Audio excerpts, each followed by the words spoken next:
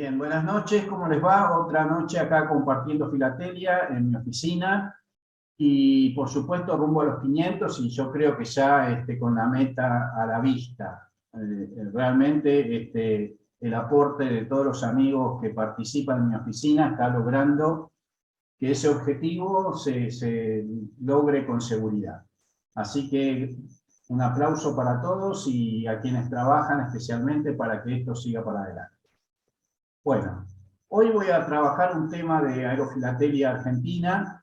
Yo les cuento que allá por el año 2010, yo tenía una colección de aerofilatelia y también investigué bastante el tema de las líneas aéreas y una de las primeras que investigué fue justamente la línea francesa, que empezó siendo la TQR, después Compañía General Aeropostal y finalmente Air France. Eso dio lugar a este libro que me publicó el Centro Filatélico de Buenos Aires en el año 2010 y a los 2 años se publicó esta otra traducción de uno de los socios de CEFIBA, que es Patrick Temple. Y después, posteriormente, investigué las otras líneas, el tema de las tarifas, las rutas, los contratos, etc. Y apareció este otro libro que no es fácil conseguir porque desgraciadamente solo se hicieron 100, pero bueno, todo lo que yo voy a contar acá de alguna manera ya está en ese libro. También les quería decir que todo el material que yo voy a mostrar era de mi colección.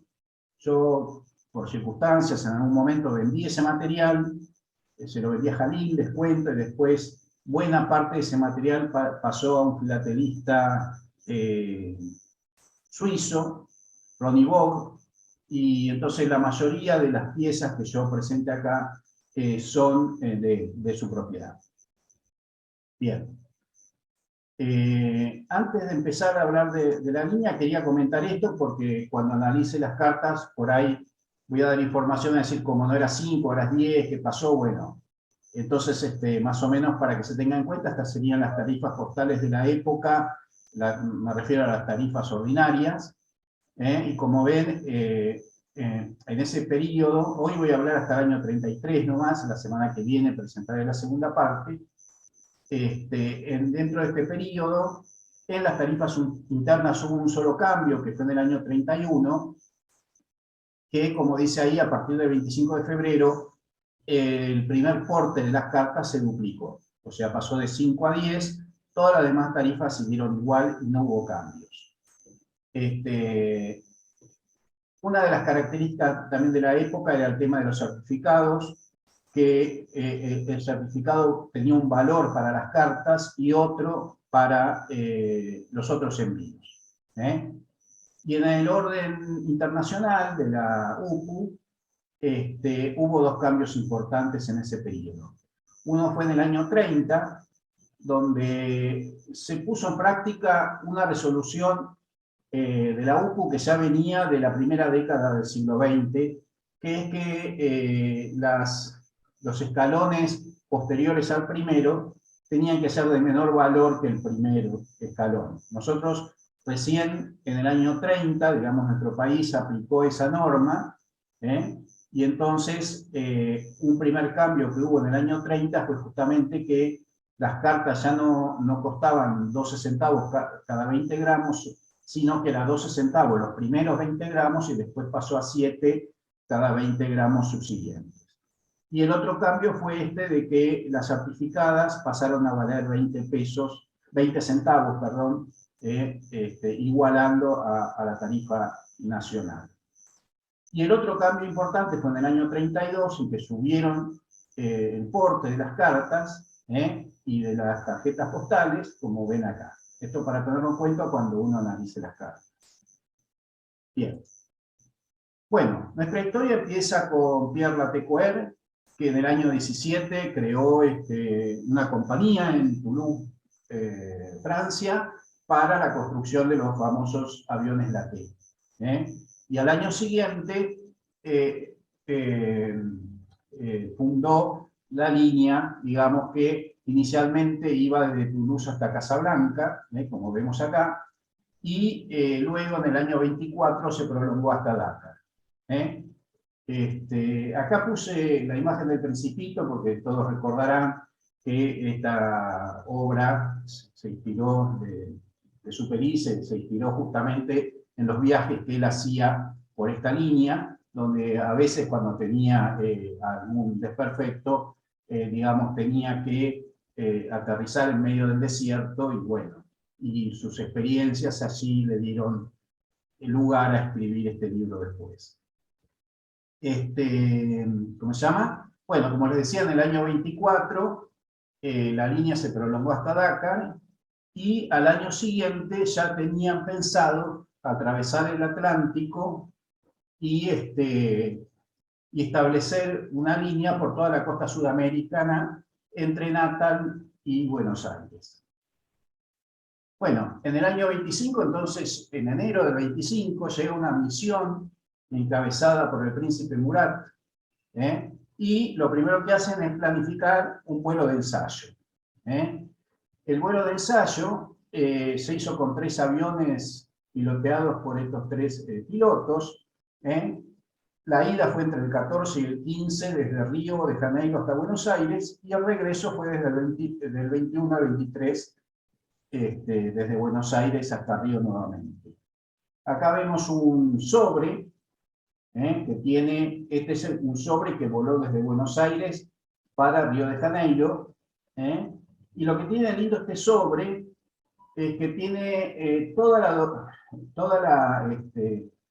las marcas postales que digamos, muestran cómo fue este viaje. O sea, desde la salida en Río el día 14 de enero, luego la llegada a Buenos Aires, la salida de Buenos Aires el día 21 de enero, y la llegada a Río nuevamente el 23. ¿Cómo se llama? Y también es una marca de un aeroclub, y esto tiene que ver con una anécdota muy interesante, porque resulta que cuando el avión llegó a Buenos Aires, digamos, descendió en el aeropuerto de Palomar, que era de la Fuerza Aérea, pero el comandante no le permitió usar los hangares de ese lugar porque no tenía la autorización, bueno, por un problema burocrático, qué sé yo. Y entonces tuvieron que trasladarse al Aeroclub Argentina. Esto, que generó en su momento un problema, hizo que un aviador que estaba relacionado con la línea, y que ahora vamos a ver qué papel jugó también, ¿cómo se llama?, que era Vicente Almandoza Almonacid, lo retó a duelo al comandante de Palomar, y parece que el comandante resultó herido. Bueno, no fue nada trascendente, pero digamos fue una anécdota pintoresca que mostraba un poquito cómo era la situación en el momento. Bueno, mientras se realizaban este vuelo o mejor dicho, mientras se hacía este vuelo y otros vuelos después que no están documentados con cartas, el príncipe Murat consiguió, o sea, hacía tratativas en Brasil para conseguir un contrato aeropostal, y logró que el gobierno brasileño le estableciera un contrato, pero tuvo dificultades en la aprobación en el Tribunal de Cuentas. Eso hizo que durante un par de años se estuvieron dando vueltas con el tema. Entonces, al año siguiente, para diciembre del 26, el mismo Latecoère llegó hasta Río, y en su estada ahí se asoció con otro francés, Marcel Lafont, voy a decir porque lo del medio no me sale, la pronunciación es medio complicada, que era un banquero y comerciante, y bueno, que aportaba mucho capital a la empresa. Bien. Ya en enero del 27, este aviador que yo les dije, Vicente Almandoza Almonacid, que era de la provincia de La Rioja, pero que estaba muy asociado a Francia porque él había luchado en la Primera Guerra Mundial y había sido condecorado en Francia. Por eso era muy reconocido. Bueno, él logró que se realice una entrevista entre la TQR y el presidente argentino, que era Marcelo Torcuato de Alvear.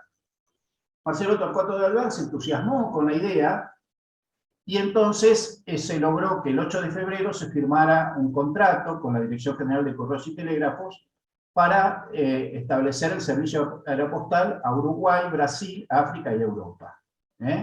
Y el 10 de junio se firmó el decreto aprobando eso. Bueno, entre tanto, mientras esto ocurría, la FON finalmente asumió la dirección de la Compañía General Aeropostal, digamos así se llamaría definitivamente, o sea, de la compañía La TQR, ¿sí? Pero en la asamblea del 12 de octubre le cambiaron el nombre por Compañía General Aeropostal. Es decir, que de alguna manera lo desplazaron a la TQR de la compañía aérea. Pero Pierre Latécoère quedó al frente de la fábrica de Toulouse, donde fabricaba y enviaba los aviones, la T-25 y 26, para esta nueva ruta que se iba a establecer. Y además, mientras tanto, en Brasil se iba trabajando, construyendo los distintos aeródromos que eran necesarios en todas las escalas que iba a haber en la costa, entre Natal y Pelotas. Bien. Y este, por ejemplo, era el aeródromo que se estableció en General Pacheco, acá en la provincia de Buenos Aires, que estaba a 35 kilómetros y medio de la capital. Y que, como ustedes ven, era una zona, digamos, deshabitada, barrosa, con lo cual, digamos, los días de lluvia, llegar hasta ahí, el correo con sus camiones era medio complicado, pero bueno, se hacía. Bien. El 22 de noviembre del año 27 se inaugura el servicio aeropostal entre Buenos Aires y Natal.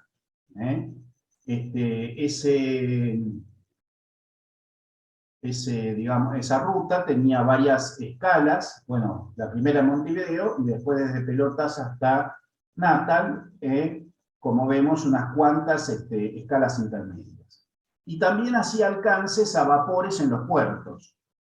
Este, por ejemplo, es una muy linda pieza del 16 de enero del año 28, que es una carta de 19 gramos enviada a Nueva York, con un alcance a el vapor Southern Cross bien. Y la tarifa era 5 centavos, era el porte, digamos, ordinario, la carta ordinaria, y la sobretasa aérea era de 95 centavos, en este caso, porque era 5 centavos por gramo. En este momento las tarifas aéreas eran por gramo. Y entonces, bueno, si nos atenemos a lo que acá dice, era una carta que podía pesar 19 gramos. Es muy linda porque además está, digamos, franqueada en forma mecánica, y en una época en la cual los tipos eran fijos, con lo cual ustedes ven que ponen el de 20 centavos repetidas veces, porque no era como después tuvieron tipos móviles las franqueadoras mecánicas, ¿no? Bien. Y finalmente, el 1 de marzo del año 28, se hizo el vuelo inaugural a Europa. La compañía hizo imprimir estas tarjetas, digamos, conmemorando ese vuelo inaugural, ¿no? Bueno, acá un poco uno ve cómo fue ese camino. A las 3:45 de la mañana partió de Pacheco, en la T-26, piloteado por Jean Marmos, y acompañado por un mecánico que era de Líder. El 2 de marzo, o sea, al día siguiente, al mediodía, llegó a Río de Janeiro. Y estas son las escalas que hizo en el medio. En Río transbordó la correspondencia a otra nave, que fue conducida hasta Natal por el piloto pivot. Esto era lo que ocurría, o sea, se iban haciendo distintas escalas y en algún momento cambiaban a otra nave, o sea, a otro avión, que era conducido por otro piloto para seguir el viaje, porque era un viaje, digamos, que duraba un par de días, ¿no? Unos cuantos días, y ahora vamos a ver un poco cómo era esto, cómo seguía el viaje. Acá vemos, por ejemplo, toda la ruta. Esto es de un diario La Nación. El día 29 saca este mapa donde cuenta cómo era el viaje. Digamos, saliendo de Buenos Aires a través de las distintas escalas, llegaba hasta Natal. Después supuestamente iba a ir a Fernando de Noronha en avión, pero eso no se hizo efectivo por el momento, sino que en Natal se cargaba la correspondencia en un aviso, que era este tipo de naves que había cedido Francia, y el cruce se hacía por barco, hasta San Luis o hasta Dakar a veces, depende. Hubo distintos momentos. También estaba pensando hacer Puerto Playa, pero bueno, hubo veces que sí, hubo veces que no, como para acelerar un poquito el viaje. Pero en general iban hasta San Luis. Y después seguían por toda la costa africana, bueno, España y París.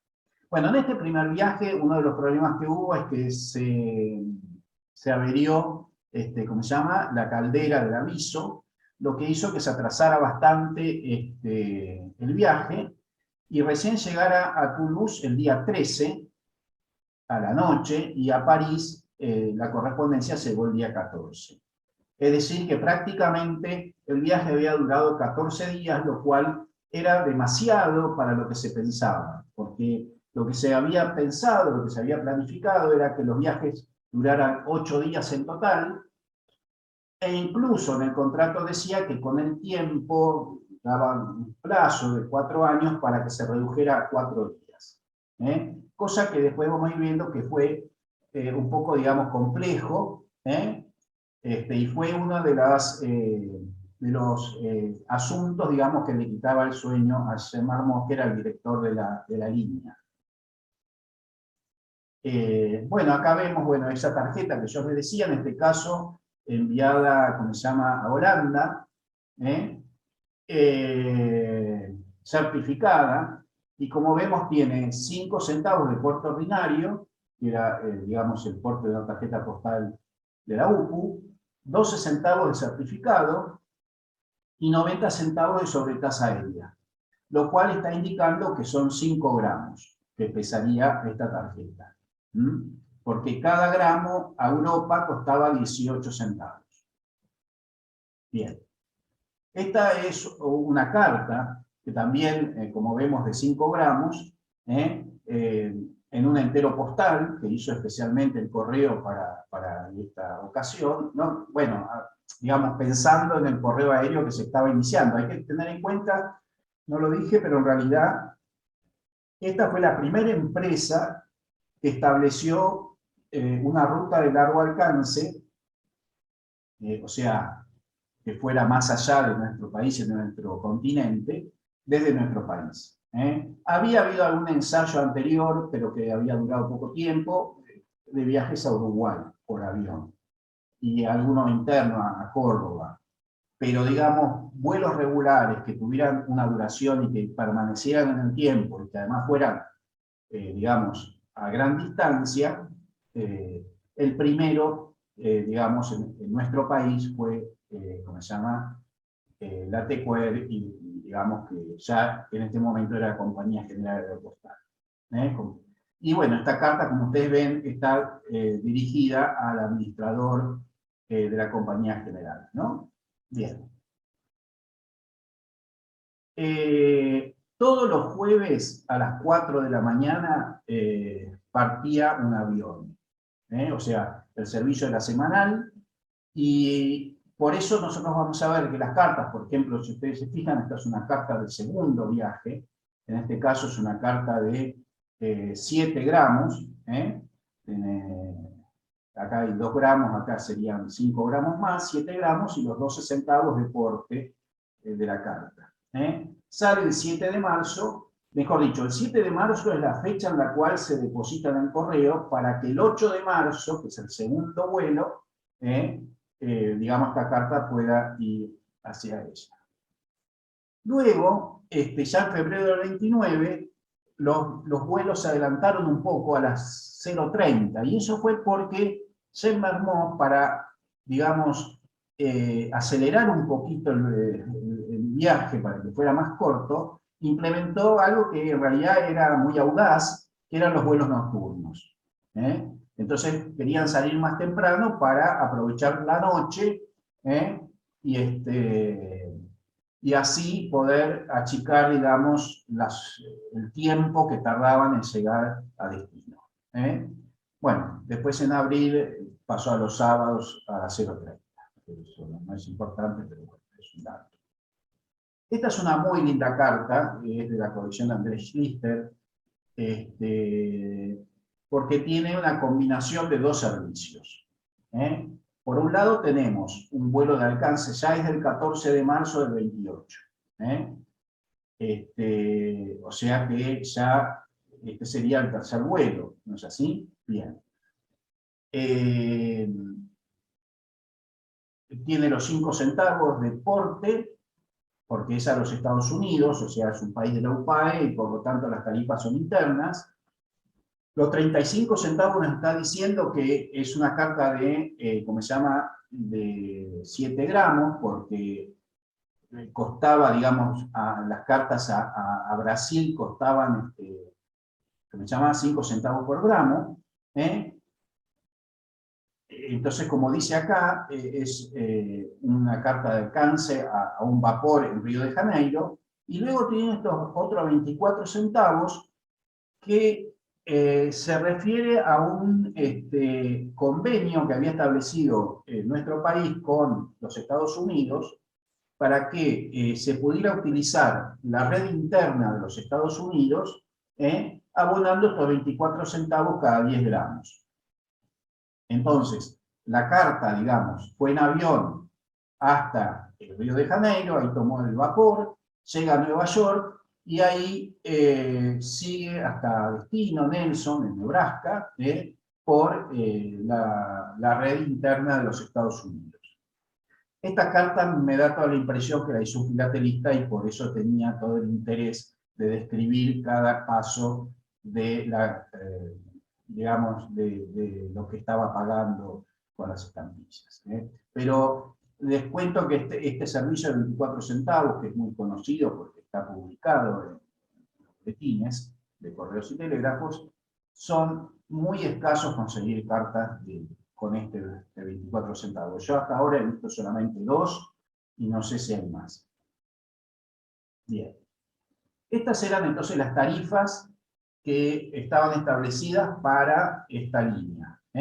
Por gramo, siempre, Uruguay y Brasil 5 centavos por gramo y África y Europa 18 centavos por gramo. Y luego, a partir del 2 de enero del 29, se estableció una tarifa un poco más reducida, digamos, para la correspondencia de segunda clase. La correspondencia de primera clase son las cartas y las tarjetas postales, y el resto, eso todo lo que uno se le ocurra, muestras sin valor, impresos, etcétera, etcétera, bueno, es correspondencia de segunda clase, y si tenía un peso que, digamos, que justificaba, ¿no? Porque fíjense que para llegar a 75 centavos, digamos, tenía que tener por lo menos más de 15 gramos. Pero, digamos, si era un paquete más grande, podía pagar 75 centavos hasta 50 gramos. Y a Europa, que esto sería el precio de 10 gramos en el caso de la primera clase, si era más pesado, podía pagar 1,80 hasta los 50 gramos también. Bien.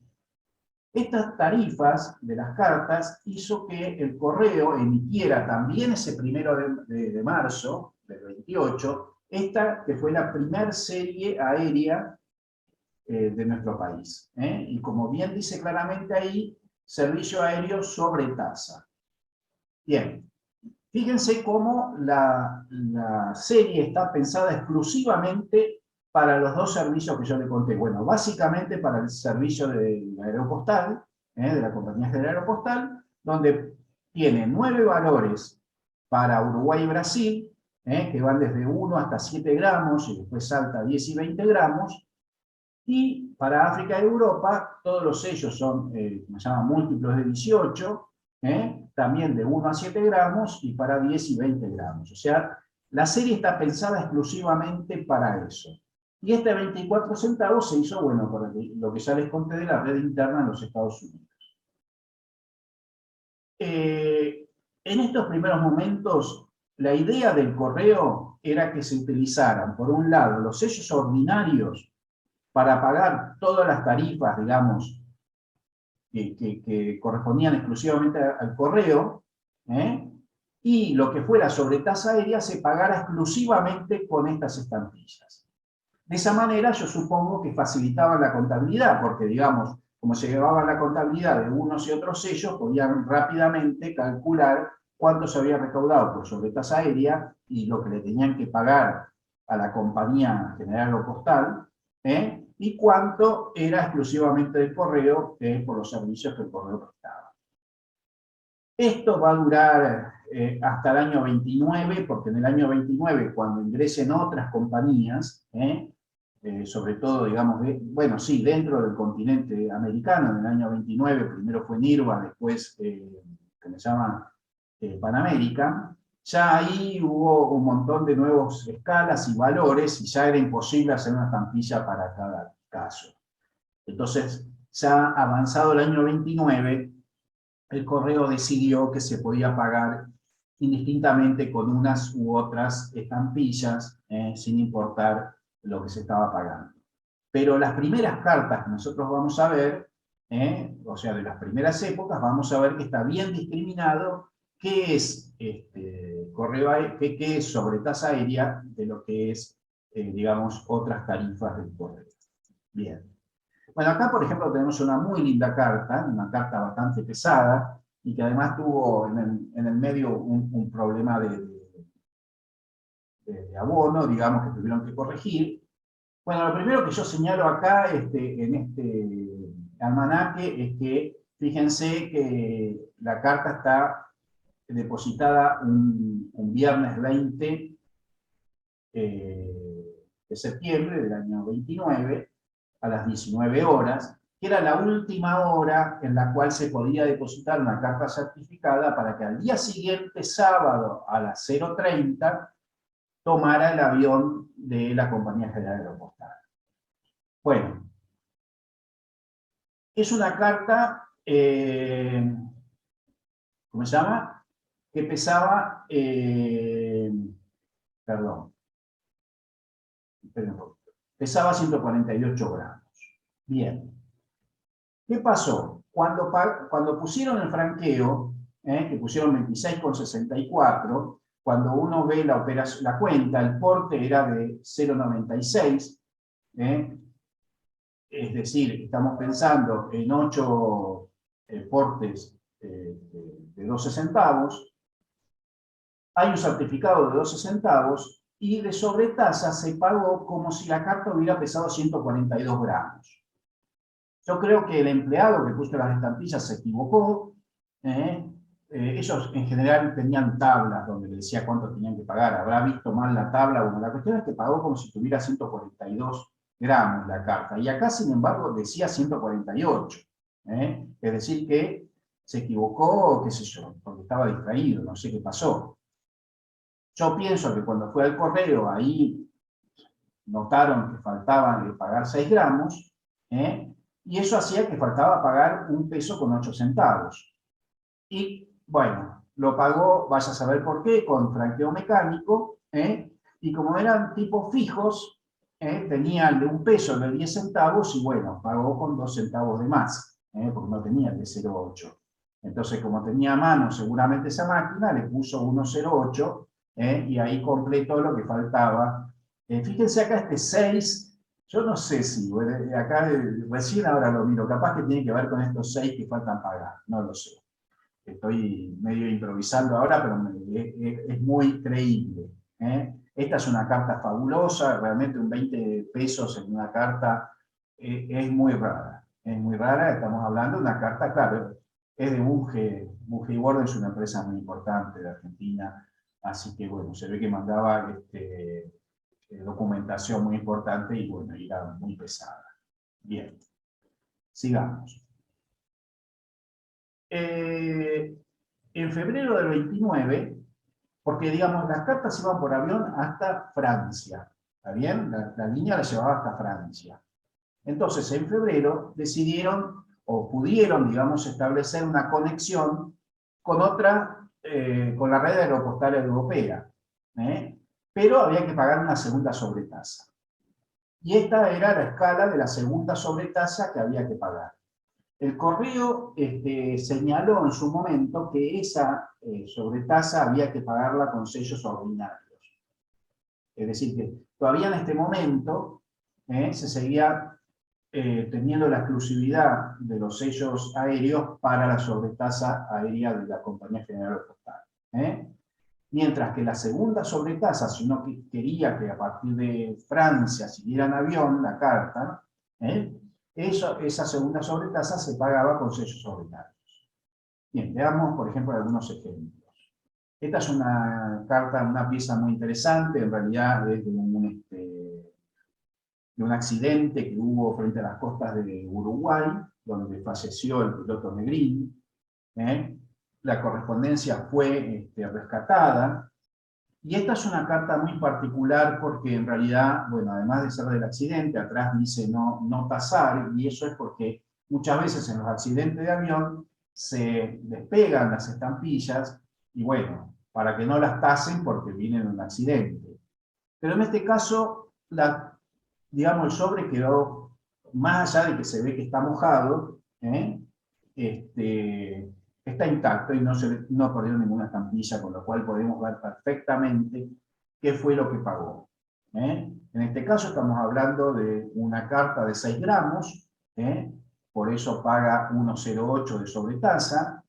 Los 24 centavos son los 12 de porte y los 12 de certificado, y estos 4 son por la sobretasa Alemania, que era de 4 centavos cada 10 gramos. Así que acá tenemos un ejemplo perfecto de esa segunda sobretasa que yo les contaba.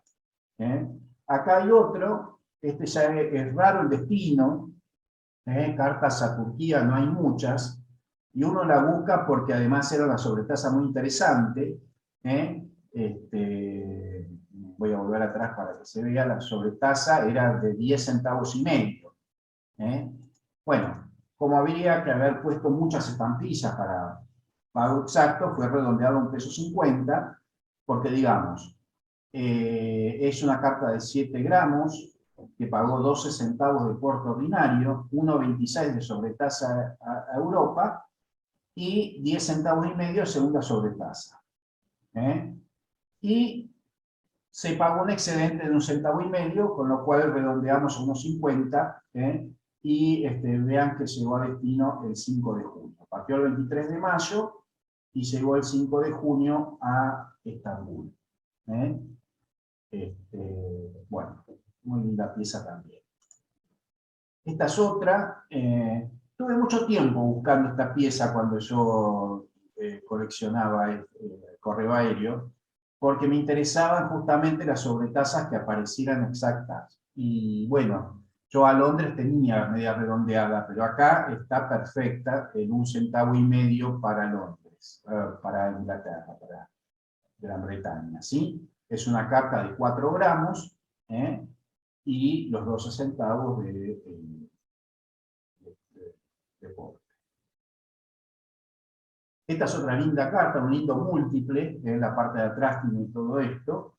Fíjense que 1,80 era para 10 gramos. Quiere decir que esta carta pesaba 50 gramos. Una carta de 50 gramos, un lindo porte realmente, y un lindo múltiple para ese momento.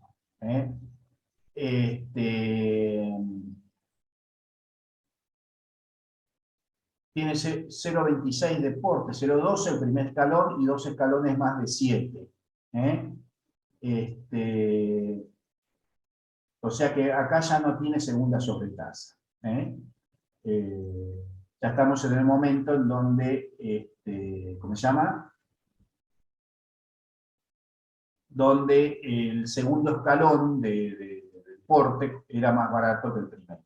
Entonces tenía uno de 12, dos de 14, nos da el 0,26 que está acá, y los 50 gramos. Ya para esta época no se cobraba más la segunda sobretasa, ¿se acuerdan? Yo no me detuve en eso, voy a volver para atrás, hasta junio del 30. ¿Sí? Hasta junio del 30 se cobró esta segunda sobretasa.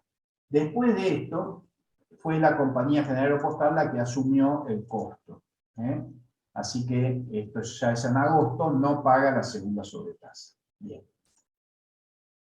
Esta es una carta a Puerto Alegre, una carta de 31 gramos, lindo peso para una carta. Tiene 10 centavos de porte de segundo escalón, o sea, 5 centavos cada 20 gramos o fracción, y unos 55 de sobretasa aérea, a razón de 5 centavos por gramo. Bien.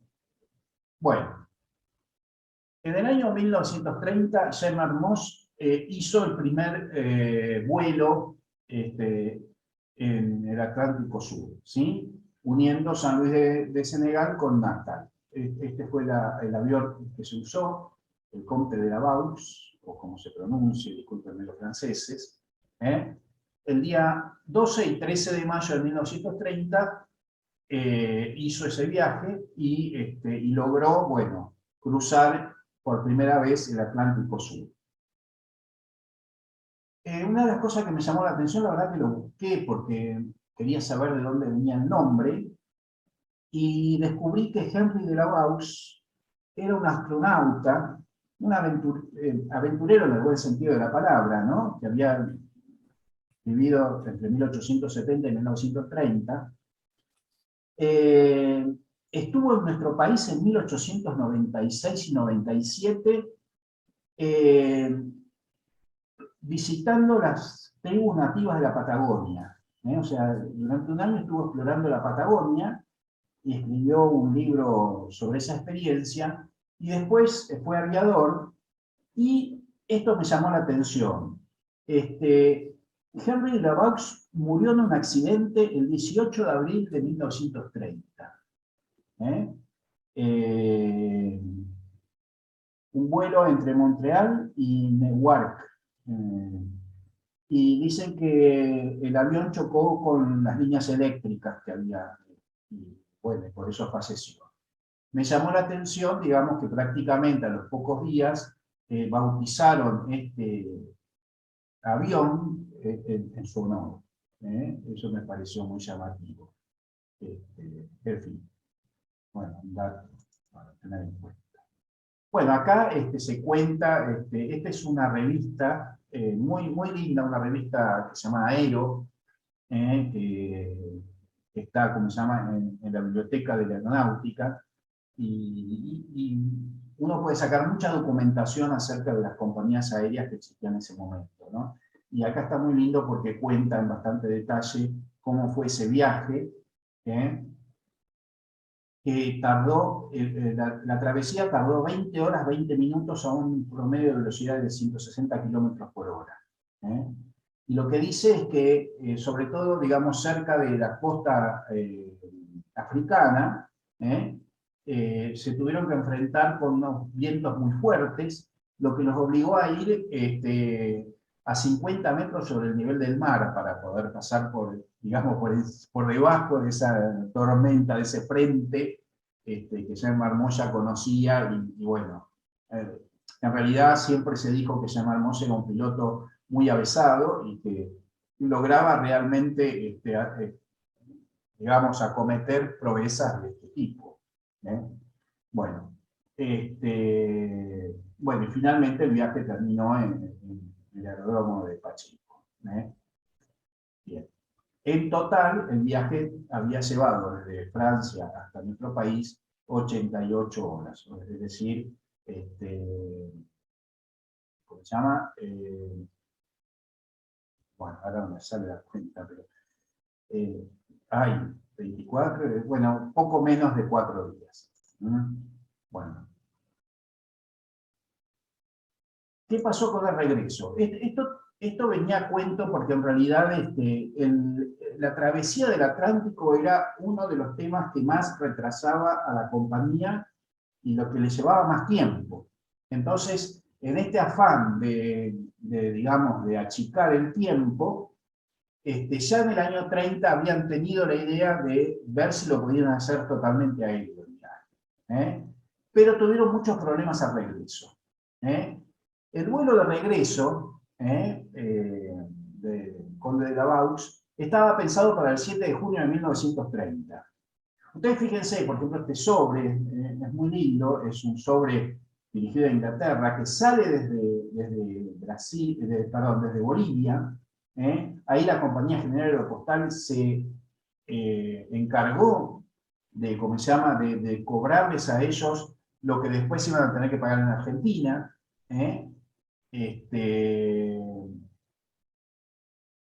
Y, ¿cómo se llama?, y venía preparado ya para el primer correo totalmente aéreo desde América del Sur. Es decir, que este sobre correspondía a ese primer vuelo que se iba a hacer totalmente aéreo partiendo desde Buenos Aires hasta Europa. Sin embargo, este vuelo falló, porque cuando, digamos, cuando quisieron emprenderlo, siempre los vientos en la costa brasilera en Natal les impedía arrancar.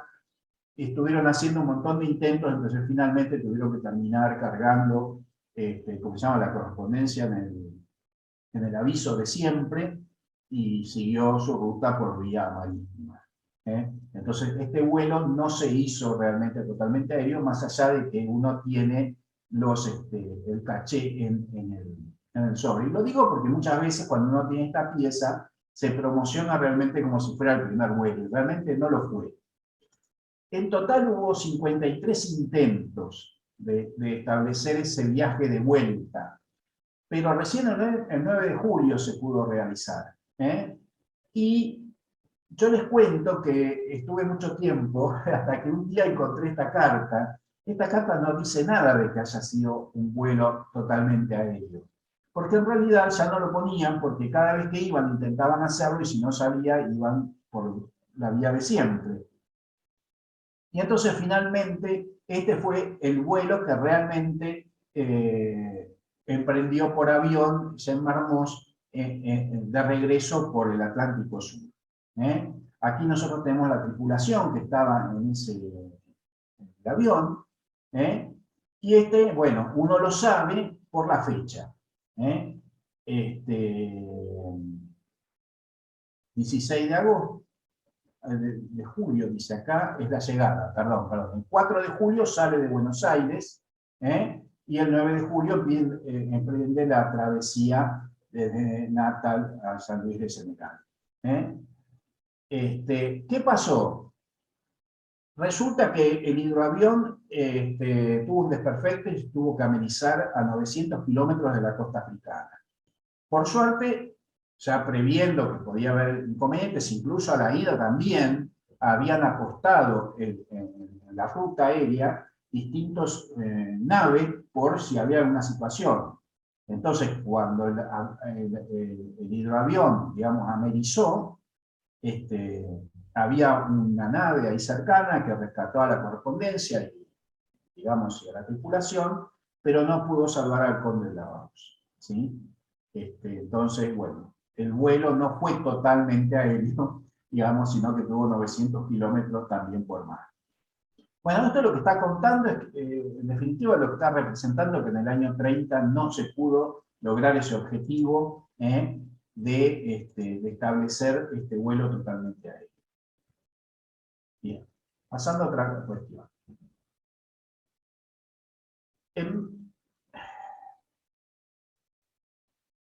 Acá está mal, esto es en 1927. Acá hay un error, no sé por qué se me escapó. En 1927, la Compañía General Aeropostal creó una filial argentina, que fue Aeroposta Argentina, que en realidad es un hecho histórico, porque Aeroposta Argentina es la primera empresa aérea argentina que en definitiva después a la larga iba a ser Aerolíneas Argentinas, juntándose con otras compañías, etc. Pero digamos, uno podría considerar como el inicio de Aerolíneas Argentinas.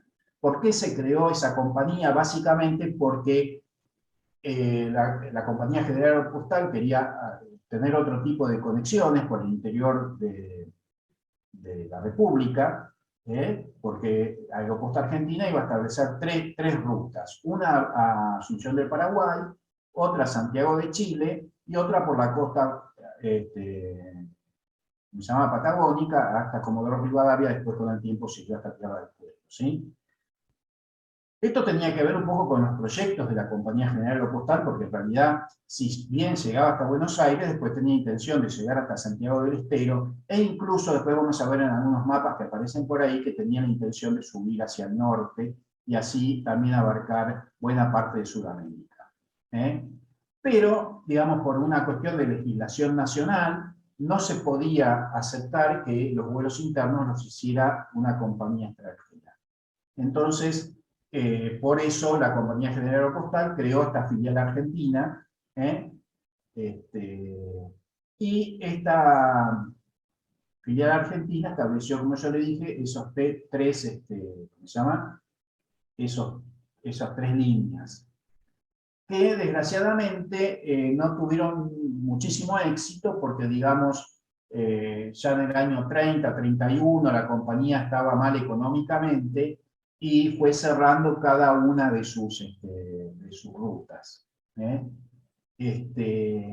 La ruta a Asunción nunca se reabrió. A Santiago de Chile, ahora vamos a ver qué pasó, y a la costa sur sí se abrió nuevamente con lo que fue Aeroposta Argentina, subsidiada por el gobierno nacional, porque en realidad las comunicaciones con el sur para nosotros eran sumamente importantes y realmente hubo muchos pedidos de reabrir la línea, entonces finalmente el gobierno nacional dio un subsidio para que pudieran funcionar. La línea Santiago de Chile la estableció nuevamente en agosto del 31 la Compañía General Aeropostal. Es decir, ya a partir de agosto los aviones que llegaban a Buenos Aires después partían hasta Santiago de Chile y tenían una escala en Mendoza. Acá puse una carta que en realidad yo no tengo de este periodo una carta de la CGA. Lo que puse es esta, que en realidad es de todavía, si bien acá dice Compañía General Aeropostal, si nosotros nos fijamos por la fecha, en realidad, bueno, este es el vuelo inaugural, ¿no?, de Aeroposta Argentina. Es el primer vuelo a Santiago de Chile, digamos, con correspondencia, ¿no? Y lo que quería contar es que la sobretasa era de 15 centavos cada 5 gramos, en este caso era diferente a lo demás, y esta misma sobretasa fue la que continuó después la Compañía General Aeropostal en sus vuelos. Bien, sigamos un poquito. Bueno, esta es una linda tarjeta por varias cosas. Primero porque nos muestra todo, digamos, los recorridos que tenía la Compañía General Aeropostal. Acá ya vemos, acá está poniendo también los vuelos de Aeroposta.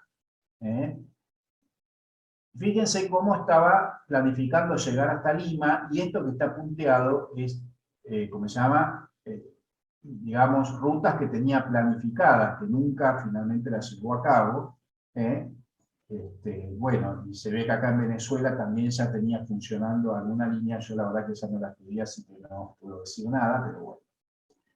Otra cosa que es muy interesante, esta es una tarjeta postal del año 31, a partir de ese año, para fin de año, la compañía establecía una sobretasa, digamos, reducida para la época de las fiestas. Tenía una duración, por ejemplo, algunos días antes de Navidad hasta Reyes, más o menos. Durante esos días, si uno mandaba una tarjeta postal, lo podía hacer con una sobretasa de 25 centavos, que era prácticamente 1,5 gramos, pero una tarjeta postal pesaba mucho más, ¿no? Bueno, en este caso vemos que la tarjeta tiene los 25 centavos de sobretasa aérea, 5 centavos de porte y 20 centavos de certificado. Ya ahí el certificado había aumentado a 20. Bueno, muy linda tarjeta, es la primera tarjeta de fin de año, después vamos a ver alguna más ya en la época de Air France. Bien. Bueno, en el año 31-32, lo que hizo la Compañía General Aeropostal es, ¿cómo se llama?, combinaciones con dos líneas importantes, que es la Air Orient, que era francesa, y la Imperial Airways, para poder, digamos, avanzar, digamos, que las cartas llegaran por avión hasta el Asia, hasta el África.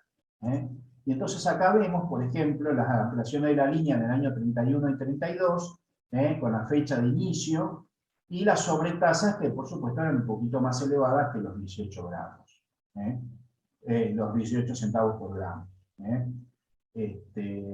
Bueno, estas son entonces las tarifas que se implementaron y bueno, y cómo se fueron abriendo, digamos, los vuelos, digamos, la ruta aérea a otros espacios más lejanos que Europa. Acá, por ejemplo, tenemos una carta a Egipto, de esa época. Era sacrificada, desgraciadamente la oblea está arrancada, no sé qué pasó ahí, es una lástima, pero bueno, es muy rara esta pieza y por eso la pongo más allá de que está cortada acá bueno, arrancado ahí. Es del 11 de septiembre del 31, una carta certificada de Alejandría, con 12 centavos de porte, 20 centavos de certificado, un peso sobre tasa aérea, a razón de 0,20 por gramo. Y un excedente de 3 centavos por redondeo, etc. Y al dorso tiene la recepción de destino el 28 de septiembre. Es decir, que en total tardó 17 días para llegar aquí.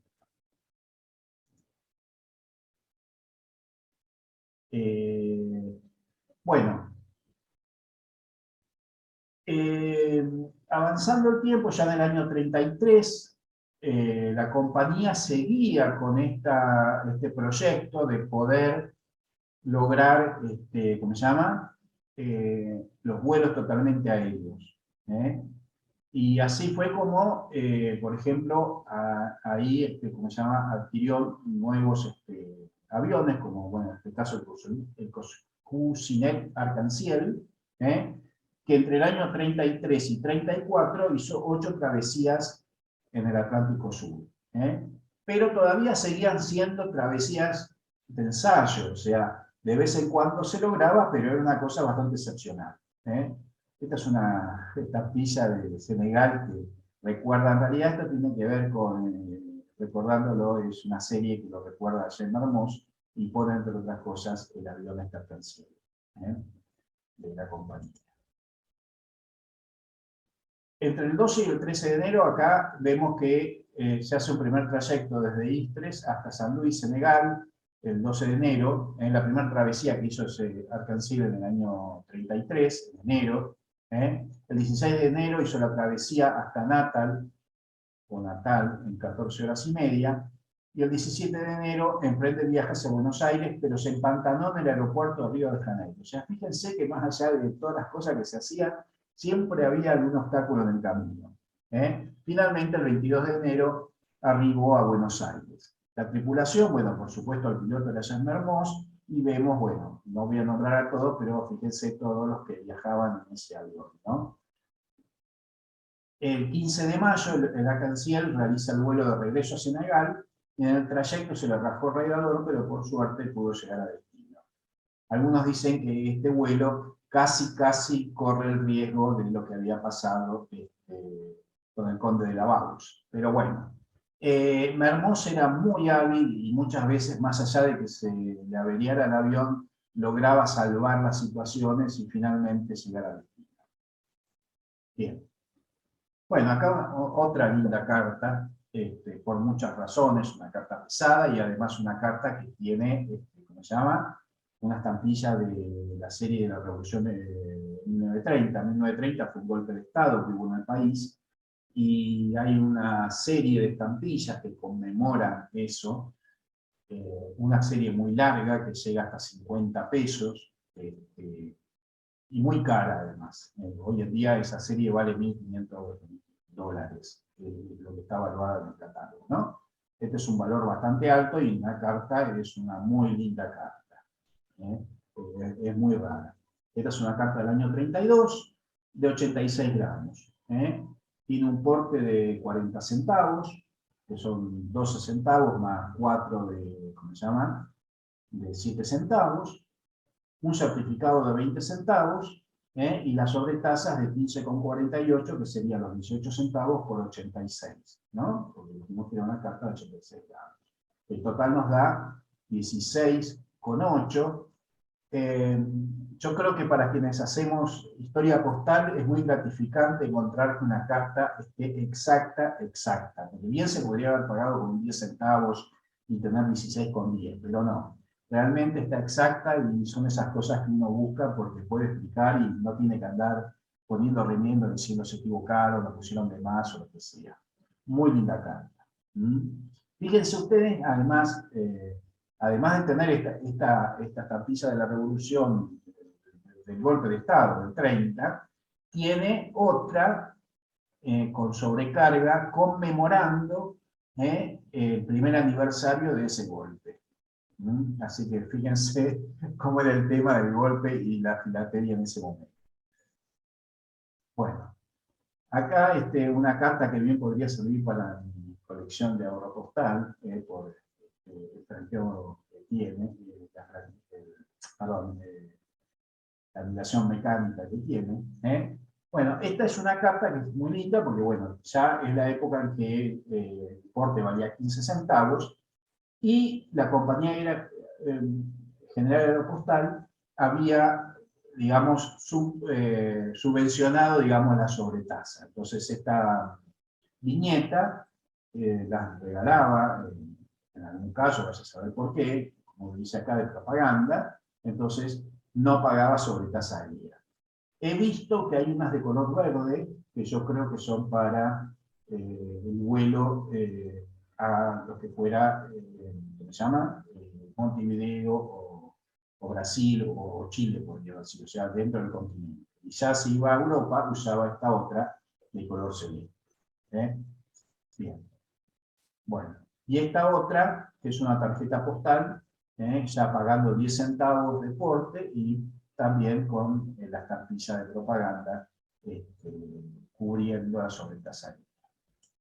Bueno, con eso terminamos por hoy. La semana que viene les contaré cómo siguió. Ya la compañía General Postal va a pasar a Air France, pero eso, bueno, va a ser la próxima semana. Les agradezco mucho y bueno, y estoy aquí para escuchar todas las preguntas que tengan y dentro de lo posible salvar las vidas. Muchísimas gracias.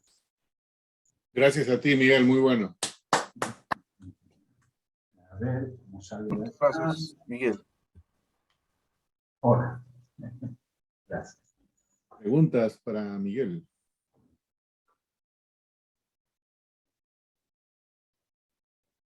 Mientras esperamos, yo tengo una. ¿Dónde puedo conseguir ese libro?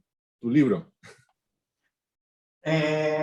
Mira, como te dije, está agotado. Lo que yo puedo hacer es mandarte lo que yo tengo en Word, donde está todo el texto, y hasta te puedo mandar las imágenes, si querés. Lo que no tengo es el libro, porque el libro, ya te digo, se hicieron 100 nada más y se agotaron rapidísimo. De hecho, a veces me los piden y no hay. Yo me quedé con uno solo yo.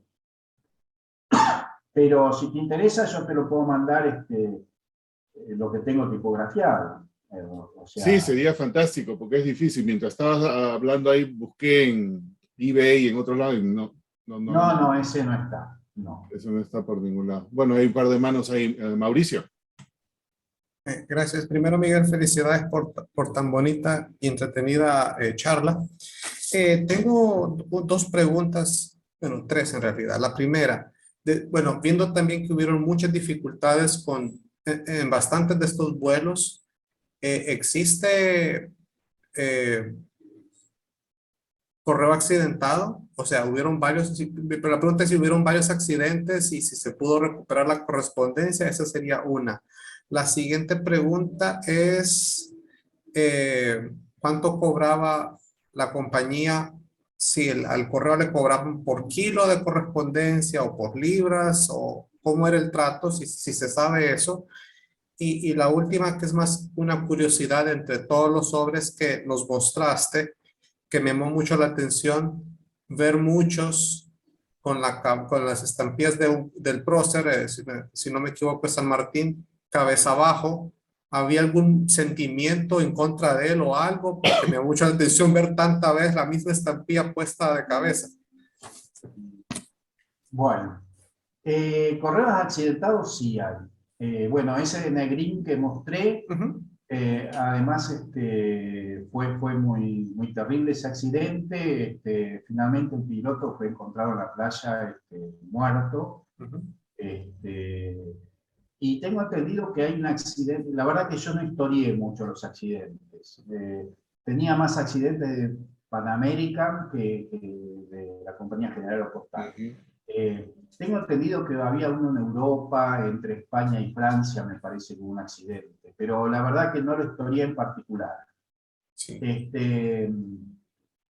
Con respecto a la forma en que se liquidaba a la compañía, sí, era por peso. Se pesaban las sacas y de acuerdo al peso es lo que se le pagaba. ¿Eh? Y por otra parte, no, lo de San Martín creo que no debe ser casualidad, supongo. No sé. Ok. La verdad que no creo. No, todo lo contrario, porque estamos hablando de un periodo donde en realidad había como un acendrado patriotismo, ¿no? Así que me parece que no era el caso. Y San Martín era como el padre de la patria. Sí. Así que te diría que no. Ok. Y el servicio en sí fue popular entre el público, teniendo en cuenta el costo? O sea, ¿hubo gran aceptación? O sea, veo las ventajas del servicio. Solo hago la pregunta, Sí, sí, sí. extrapolándola a la realidad, digamos, en Honduras, que cuando se estableció el servicio aéreo, por el costo que cobraba Pan American, hubo cierto recelo entre alguna parte de la población porque decían que cobraba mucho, pero igual el servicio era muy ventajoso. Entonces quería saber si en Argentina, bueno, si fue muy popular y si sentían que el cobro era, digamos, caro, pero viendo la ventaja que se tenía de mandarla por aire a mandarla por barco que tardará varias semanas. Claro. Mira, yo te diría que era una cuestión que tenía que ver más con lo social. Entonces, digamos, las compañías, por supuesto, no tenían dificultades y la clase media acomodada para arriba tampoco.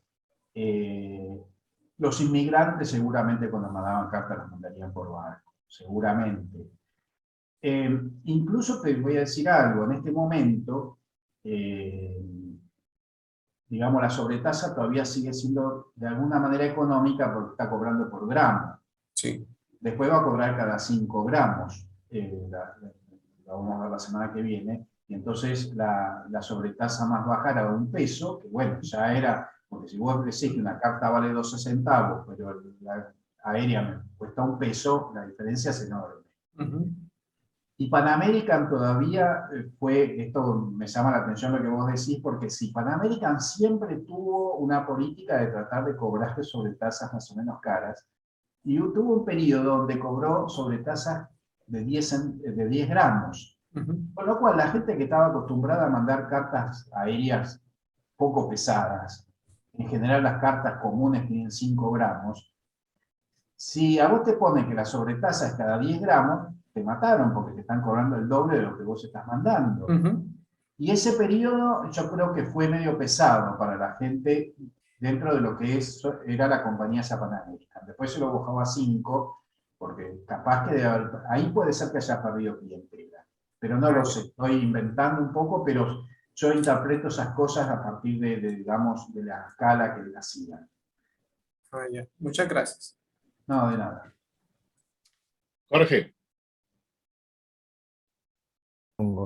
Bueno, me gustó la charla, es una lástima que no estés más haciendo aerofilatelia argentina con las nuevas investigaciones, que te hayas borrado, pero bueno, lo lamentamos mucho que te hayas borrado nuestro equipo. Quería mostrarte 2 o 3 detalles. Sí. En una carta que pusiste de junio, que creo que era el primer vuelo fracasado, ¿no? Sí. ¿La puedes volver a poner? A ver si. Para un poquito. A ver. Vamos a buscar la que tenía sellos de Bolivia. Sí. Bien. Ahí está. Ajá. ¿Explicaste bien por qué era el tema de Bolivia? No lo conozco mucho. Capaz que vos por ahí lo Bueno, podés. completar. Esto es muy interesante porque fíjense que es la Compañía General Postal es la primera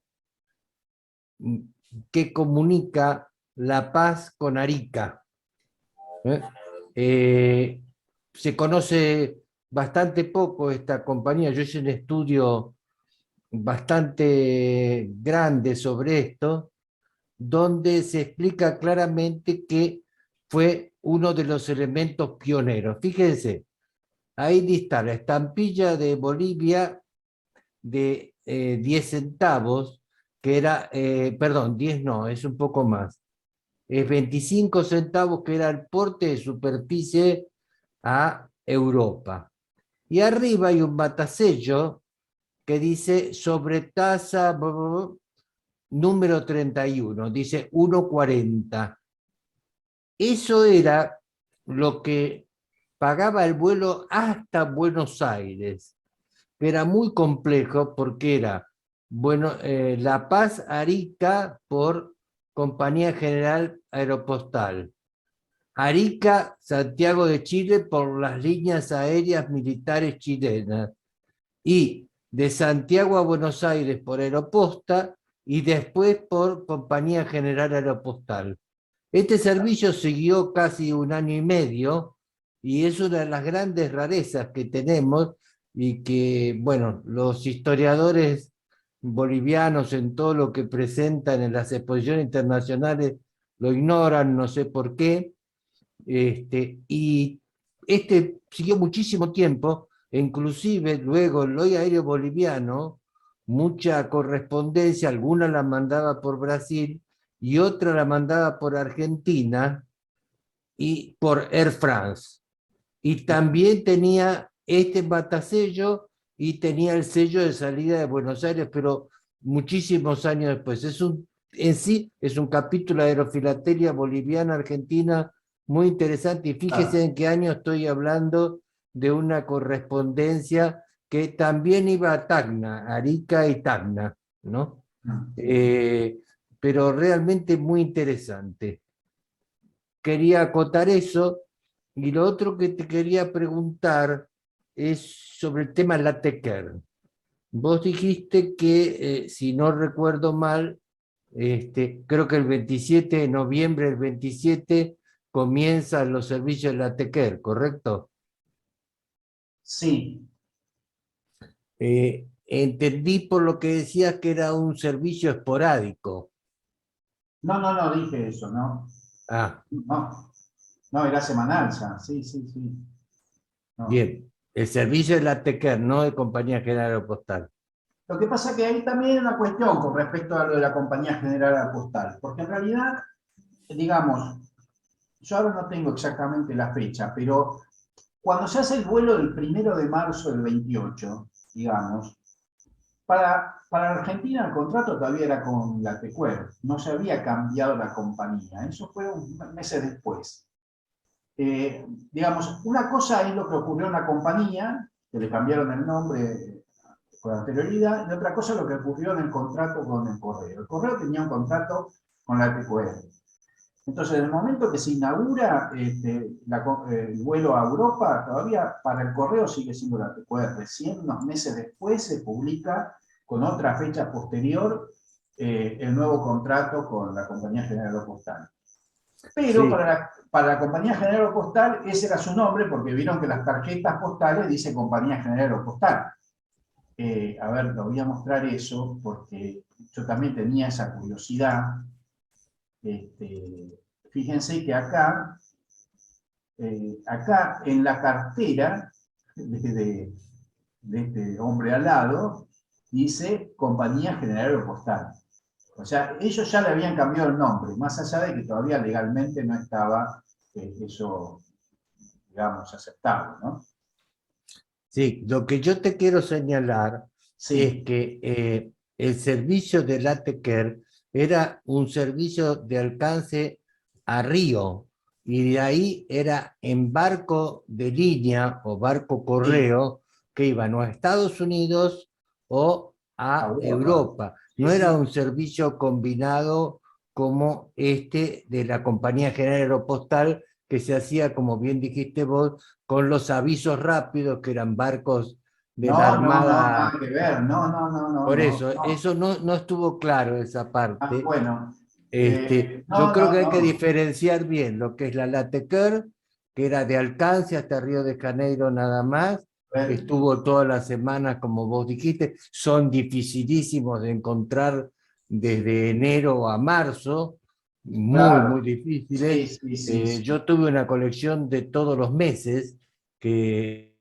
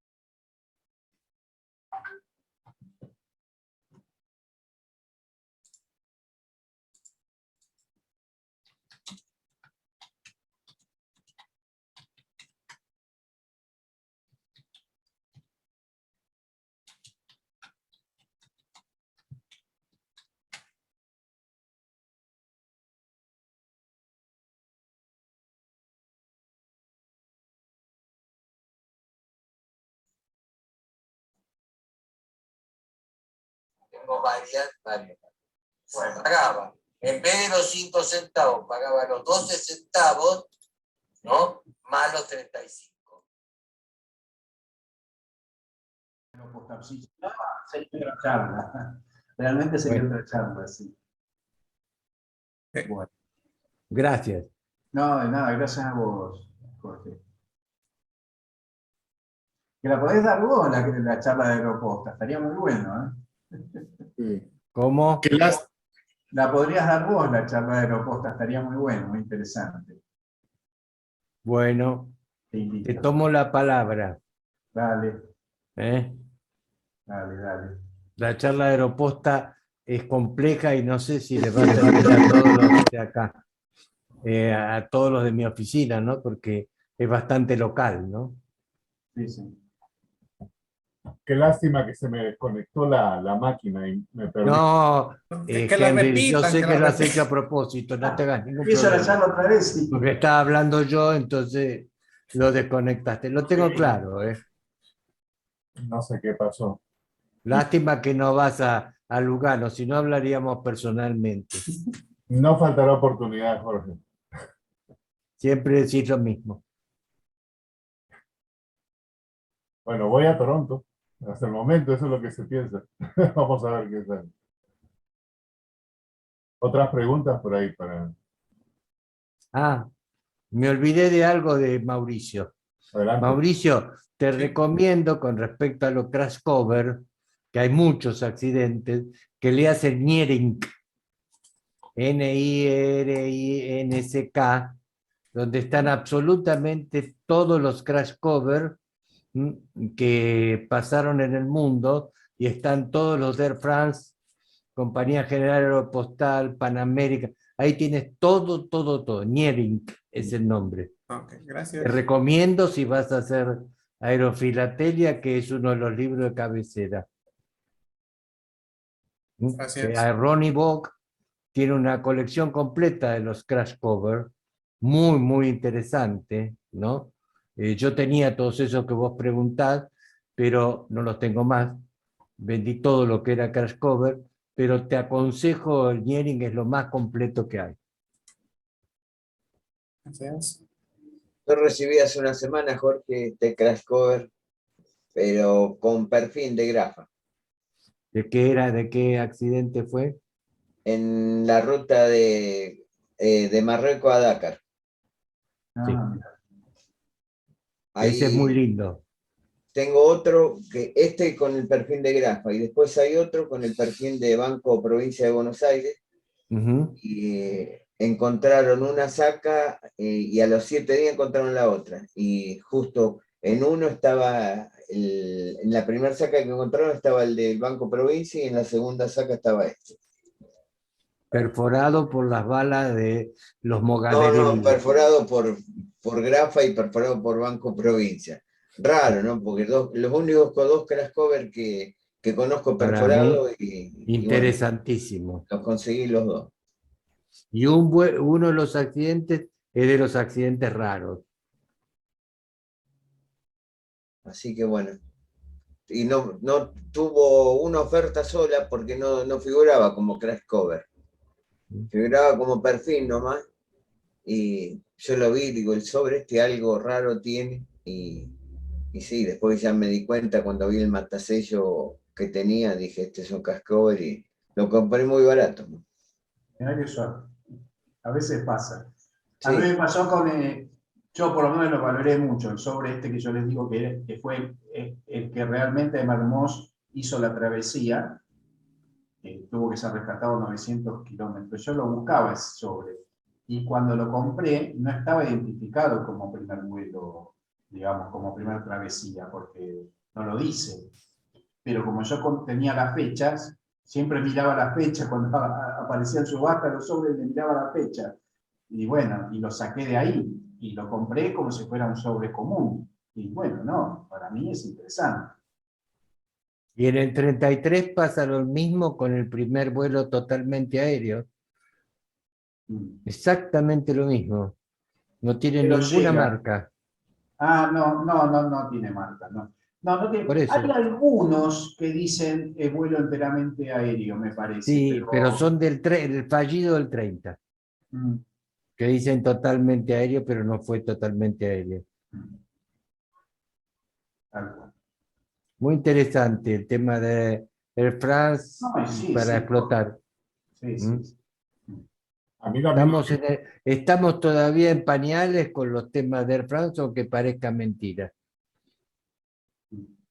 lo encomiable también es tantos intentos, ¿no? Más de 50. ¿Qué tal perseverancia? O sea, No, ahí no, tenía que sí, llegar sí, sí o sí. sí. Y bueno, es que en realidad, si uno se pone a pensar, dejaban la vida en eso. Y lo digo en serio, o sea, vamos a ver, pero realmente se mataban era pasión que tenían por eso. Y bueno, el único que siguió vivo fue Saint-Exupéry y murió en la guerra La de la guerra, Segunda sí. Guerra. Los demás murieron todos, todos. Eran muy jóvenes aparte. Tenían máximo 30 años, 33 años, era una maravilla. Además iba con la carlinga descubierta. Era realmente solo con un abrigo de cuero. Era una cosa espeluznante. Sí, sí, Por eso sí. digo que hay mucho para hablar de esto y temas que quizás parezcan anecdóticos, pero son muy fuertes, ¿no? Todos creo que habrán leído El Principito de Saint-Exupéry, Sí. que está considerado el segundo libro más leído, creo. Acá si Luis Fernando no me dice lo contrario, en el mundo, El Principito de Saint-Exupéry.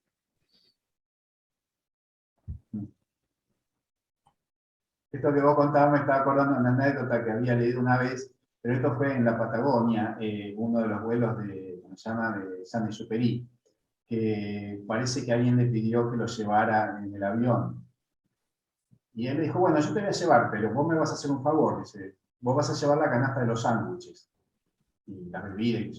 Y cuando yo quiera algo te paso una notita, porque no se podía hablar, no se podía hablar. Entonces le pasaba una notita, y de acuerdo a la notita, el otro le pasaba un sándwich, le pasaba la bebida, le pasaba algo, que el otro estaba manejando el avión.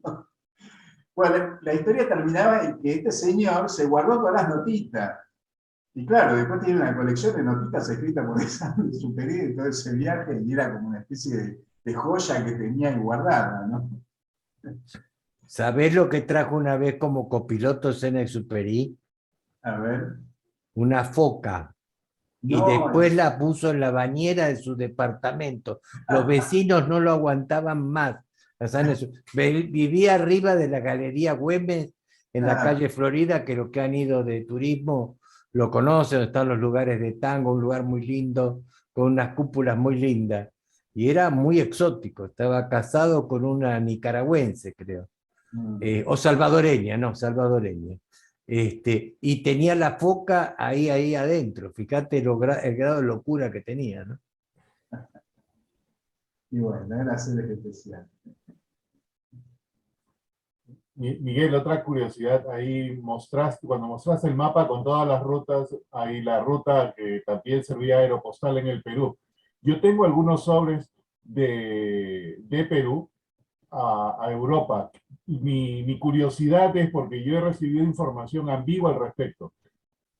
¿Quién hacía el vuelo en el Perú? Porque llegaban hasta Tacna, como bien explicaba Jorge, y ahí había la conexión que los llevaba a Chile, creo, y por lo que venía de Bolivia. Pero el lado peruano, ¿quién lo hacía? Porque Panagra y el FAR-9 estaban en competencia directa y no creo que hayan hecho nada con esto. Claro. No, puedo contestarte que es luego la Fotset, ¿no? Sí. Después hacía eso y son vuelos rarísimos. Mira, ahora hubo un remate de Jalil de 2 de esos vuelos que se fueron los precios a las nubes, creo que $900, más o menos. Sí, sí, sí, son rarísimos. ¿O sí? Dicen Air France, fueron volados por Fotset, después por Air France, pues después por Chile y después Air France de Buenos Aires. Son muy, muy raros. $900, yo creo que tengo varios de esos. Y bueno, tienes mucha plata, bueno. ya sabemos. Pero yo no he pagado eso. Pero ¿tienen matasello de Buenos Aires de salida? Déjame ver, acá lo estoy viendo en vivo. Son muy raros, Sí. porque la mayoría eran por Brasil. Lo tendría que buscar. Acá está, vía aeropostal. Acá hay 2. Ahí no sé si lo ven, ese es 1. ¿Sí? Sí. Compañía General Postal, sí, sí. ¿Quién sí. es? A No, pero Inglaterra. no tiene matasello de Buenos Aires. Este fue por Brasil entonces.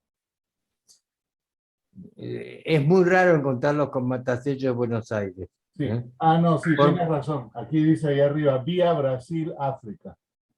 Ujú. Perfecto.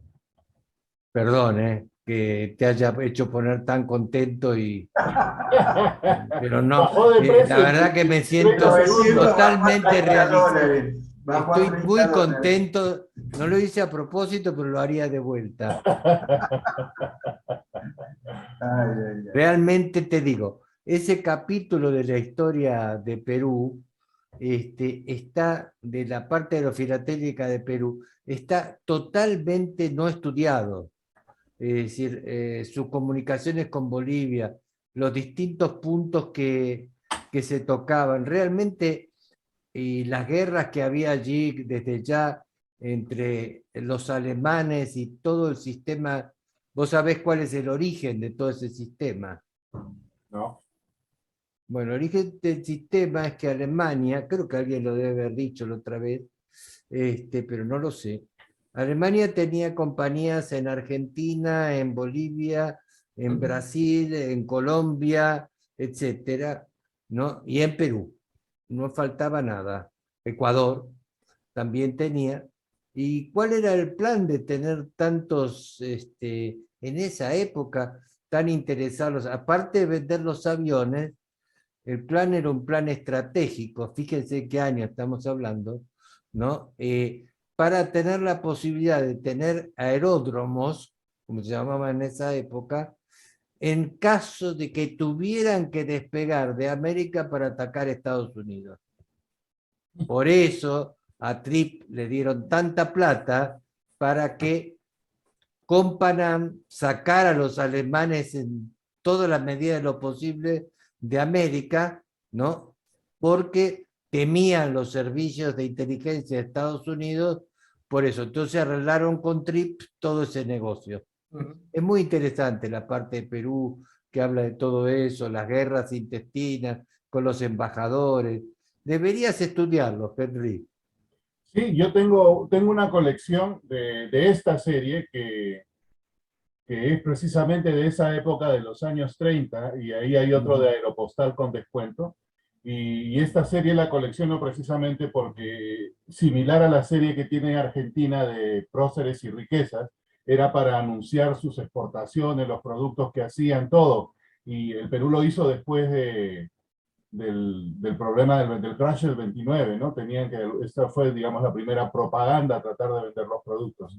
Y en esta serie se encuentra precisamente eso, el Aeropostal, los Cepelines, pero yo tenía esa duda, ¿cómo llegaba hasta Buenos Aires? Entonces, pero siempre a través de la línea chilena, que era una línea estatal. ok. Gracias. Chile no permitía en ese momento otra línea. Después permitió que Panam tuviera todo, pero no permitía sobrevolar Y la creación de Aeroposta Argentina, que dice Miguel, es porque la Compañía General Aeropostal no podía volar en Argentina, porque las leyes decían que entonces crean esta filial que se llama Aeroposta Argentina, para poder volar con los franceses dentro de Argentina. Y lo mismo pasa en Bolivia. Gracias, buen dato. Esto es América para los americanos, que dijo algún pariente tuyo allá del norte. Así es.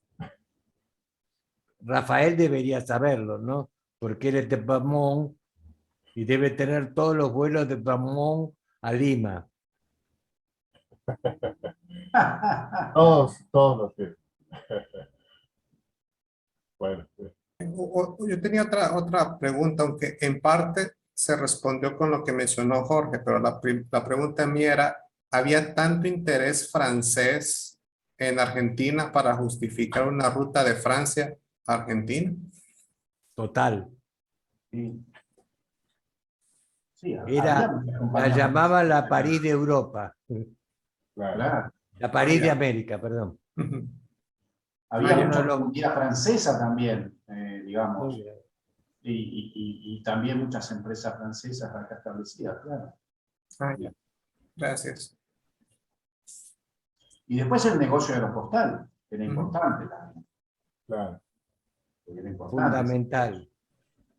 Ganaba mucha plata con la parte de transporte de correo. Toda la recaudación de eso que mostró Miguel, íntegra iba para la Compañía General Aeropostal. Todo eso que estaba ahí iba directo. Después fue por kilo, como explicó él. O sea, el porte íntegro de la sobretasa en su totalidad era para la compañía aeropostal. Sí. Negocio Ok. redondo. Y los sellos que se vendían para aspectos filatélicos también. O sea, Eso los fue el que no- gran conflicto. O sea, los sellos que no Fue, circulaban. mirá, hay anales de las discusiones entre el sindicato Cóndor y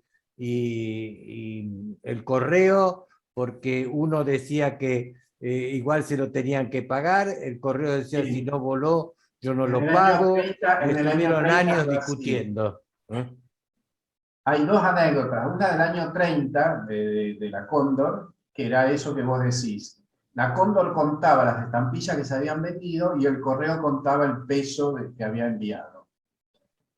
Y yo después del año 32, que en el año 32 se hizo una nueva sobrecarga, que decía, ¿cómo se llama? Con el Zeppelin. Había una carta ¿cómo se llamaba el señor que era representante acá? Ahora no me acuerdo. Bueno, no importa, el representante de la Cóndor acá. Arnold, sí. Arnold. Y le mandaba una carta al correo y le decía que había que hacer esa sobretasa, qué sé yo, porque lo interesante era que los filatelistas ponían más, ¿cómo se llama? Más franqueo del necesario. Entonces estaba bueno sobrecargar varias estampillas, aunque no coincidiera la tarifa, porque así los coleccionistas iban a franquear de más las cartas y con eso ganaban más. Fíjate que Arnold logró que le sobreimprimieran las estampillas, pero con el vuelo del Arc-en-Ciel, el correo no lo aprobó nunca. No, en serio, sí, sí, tenés razón. Nunca se lo quiso aprobar, y en cambio a los alemanes sí. Mm. No hablo de política porque tendrá que ver con algo de política seguramente del correo, ¿no? Y, bueno, pero sí, es política de la época, es interesante mencionarlo. Sí. Sí, sí, sí. El Arc-en-Ciel es una... Hay estampillas, son bastante caras, es una serie, pero no fue emitida por el correo, sino por la compañía que mataselló, que reselló, overprinted, la serie. Y que nunca se usaron. No, no le O sea, permitieron conoce nueva, circularla ¿no? por el correo. Su Es una capítulo muy viñeta, interesante. digamos. Es una viñeta, tal cual. ¿Quedó claro, Mauricio? Bueno, Bueno, Bueno, Buen viaje, Alfonso. hasta el Miguel, lunes, buen viaje. Alfonso. Buen Hasta viaje. el martes, Alfonso. Mejor di la frase, Henry. sí, sí, sí, Miguel, nuevamente, gracias. Estamos a la espera de la segunda parte y gracias también por haber aclarado varias dudas que tenía ahí referente a los vuelos del lado de acá. Y el día de